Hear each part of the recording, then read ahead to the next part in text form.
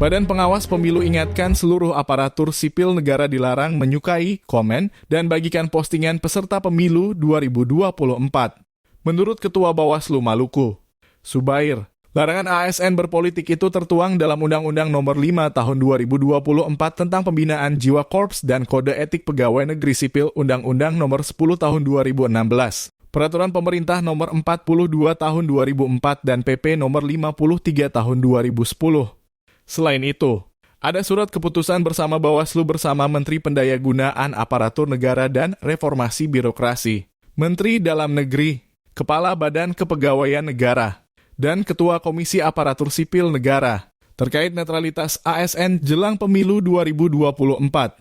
Sehingga melalui aturan-aturan itu, ASN harus bersikap netral saat pemilu. Mereka tidak boleh menyukai, komentari, dan bagikan postingan peserta pemilu, kata Subair.